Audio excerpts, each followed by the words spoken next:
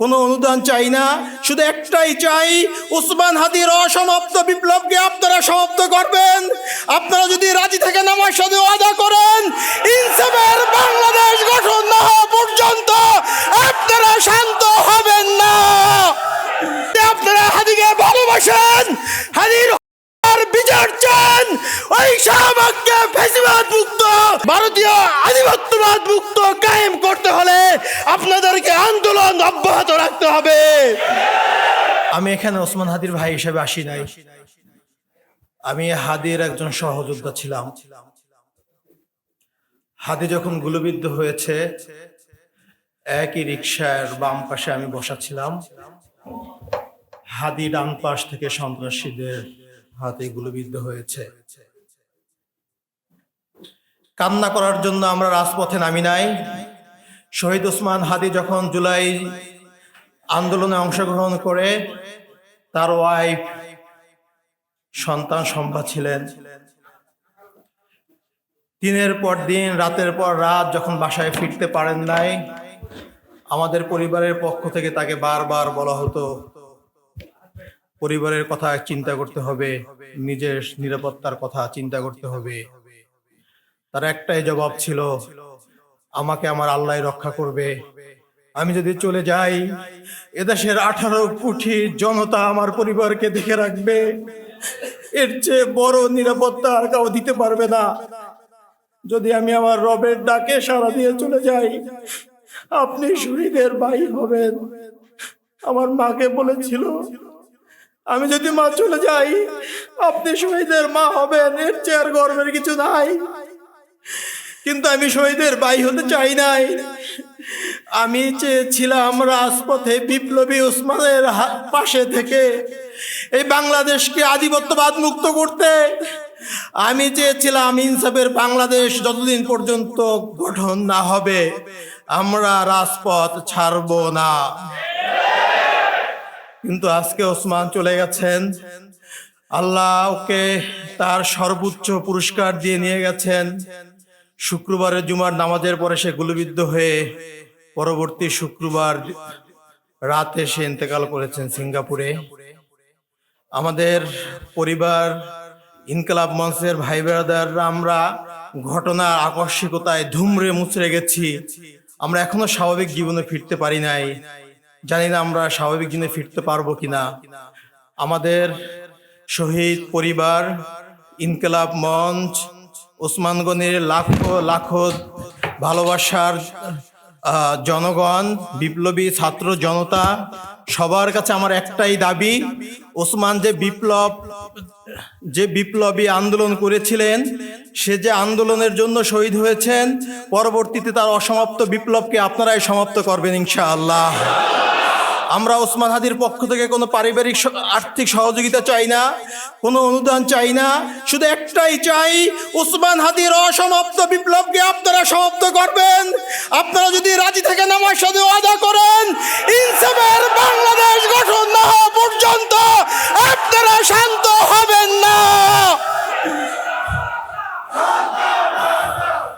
ওসমান হাদি শাহবাগে দাঁড়িয়ে বলতেন, এই শাহবাগ হাজার বছরের মুসলমানদের কাছ থেকে এই বঙ্গভূমির স্বাধীনতা কেড়ে নিয়েছে। এই শাহবাগে ফ্যাসিবাদের হয়েছে, আমি এই শাহবাগ থেকে ফ্যাসিবাদকে রুখে দেব। এই শাহবাগে বসে আমি নারায়ে তাকবীর স্লোগান দেব।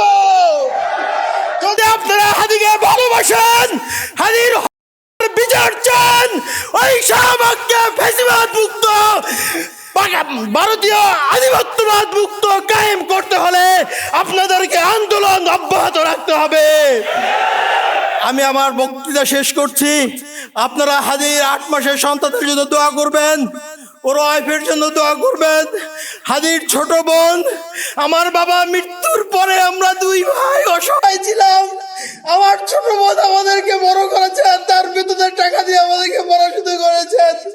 ও খুব বেশি অসহায় হয়ে পড়েছে, মানসিকভাবে অসুস্থ হয়ে গেছে। খাস করে ওর জন্য আপনারা দোয়া করবেন। আল্লাহ আপনাদেরকে ওসমানের স্বপ্নকে বাস্তবায়ন করার তৌফিক দান করুক। আমিন। আমাদের এখন কাজ হচ্ছে, যে জন্য আমাদের শহীদরা জীবন দিয়েছেন, সেই শহীদদের সর্বশেষ শহীদ এই দেশের শরীফ ওসমান হাদি। এভাবে তার অনেক ভাইয়েরা শহীদ হয়েছে। এই উপমহাদেশে সব ধরনের জুলুম, নির্যাতন, শোষণ, বঞ্চনা থেকে মানুষকে উদ্ধারের জন্য শহীদ তিতুমীর থেকে শুরু করে আজ পর্যন্ত অসংখ্য মর্দে মুজাহিদ তারা জীবন দিয়েছেন, শহীদ হয়েছেন। শাহজালাল, শাহ মাকদুম, হাজী শরীয়তুল্লাহ, শহীদ আব্দুল মালেক, শহীদ নিজামী, মুজাহিদ কামরুজ্জামান, আব্দুল কাদের মোল্লা, সাব্বির হামিদ আইয়ুব। এইভাবে যদি আমরা শহীদদের তালিকা করি তাহলে শহীদদের এই তালিকা অনেক হয়ে যাবে। এবং এভাবেই আল্লাহর দ্বীনের জন্যে, ন্যায় ইনসাফ প্রতিষ্ঠার জন্যে যারা শহীদ হয়েছেন, শরীফ ওসমান হাদি সেই শহীদের মিছিলে শামিল হয়েছেন। আলহামদুলিল্লাহ। আমাদের কাজ হচ্ছে ইনফিরু খিফাফান ওয়া সিকালা ওয়া জাহিদু ফি সাবিলিল্লাহি বিআমওয়ালিকুম ওয়া আনফুসিকুম। তোমরা হালকা অবস্থায় থাকো অথবা ভারী অবস্থায় থাকো, দেশে থাকো অথবা বিদেশে থাকো, মুকিম অবস্থায় থাকো অথবা সফর অবস্থায় থাকো, ধনী অবস্থায় থাকো অথবা গরিব অবস্থায় থাকো, সর্ব অবস্থায় তোমাদেরকে ইনফিরু, সত্য প্রতিষ্ঠার জন্য বেরিয়ে পড়তে হবে। নিষ্ক্রিয় হয়ে ঘরে থাকার কোনো সুযোগ নেই। কারণ চতুর্দিক থেকে মানবতার দুশমন, ইসলামের দুশমন, মানবাধিকারের দুশমন, তারা আমাদেরকে দুনিয়া থেকে নিচ্ছিন্ন করে দেওয়ার জন্য চক্রান্ত ষড়যন্ত্র করে চলছে। এই চক্রান্ত ষড়যন্ত্রের বেড়াজাল ছিন্ন করে সত্যের সূর্যকে এই বাংলার জমিনে উদীয়মান করতে হবে। এটাই আজকে হোক আমাদের শপথ। সম্মানিত ভাইরা, আমি সেলিম ভাইয়ের সাথে একমত। কালকে উপদেষ্টা, প্রধান উপদেষ্টা যখন ভাষণ দিলেন, খুব সুন্দর ভাষণ তিনি দিয়েছেন, কিন্তু ভাষণটা যখন শেষ হলো, এক সেকেন্ডও অন্তরের মধ্যে বিলম্ব হয়নি। আমাদের অন্তর থেকে এই প্রশ্নটা এসেছে যে তিনি এত বড় ভাষণ দিলেন, লক্ষ লক্ষ লোকের সামনে কথা বললেন, কিন্তু এই নির্মম হত্যাকাণ্ডের বিচার করার ব্যাপারে তিনি কোনো কথা বললেন না। তিনি যদি বয়সের কারণে ভুলে যেয়ে থাকেন, তাহলে তার আশপাশে তো অনেক লোক ছিল, তারাও তাকে স্মরণ করিয়ে দেওয়ার দরকার ছিল, কিন্তু সেটা হয়নি। জানা যায় লক্ষ লক্ষ মানুষ এসেছে, তারা আশাহত হয়েছে। আমরা অবিলম্বে খুনিদেরকে গ্রেপ্তার করে বিচারের আওতায় আনার জন্যে আমরা দাবি জানাচ্ছি। যদি এর বিচার সুষ্ঠুভাবে না হয়, তাহলে অনেক খুনি, অনেক অন্ধকার জগতের পরিকল্পনা বাস্তবায়নকারীরা সাহস পাবে, উৎসাহ পাবে, এর জন্য এই সরকারি দায়ী হবে। সম্মানিত ভাইরা, যারা এই সমস্ত অপকর্ম করেন, তারা জিন্দেগিতে কোনোদিন মানুষের সমাজে আসতে পারবে না, স্বাভাবিক জীবনে আসতে পারবে না। তারা অন্ধকারেই থাকবে, তারা অন্ধকারের কীট, তারা বেশি নয় সংখ্যায়।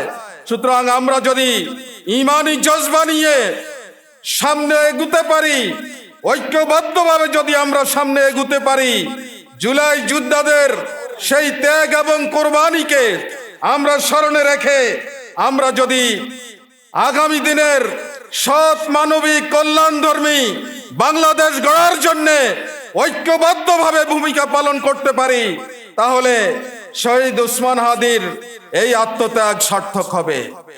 তিনি আল্লাহর কাছে আল্লাহর মেহমান হিসাবে রিজিক পাচ্ছেন, তিনি আল্লাহর কাছে চলে গিয়েছেন।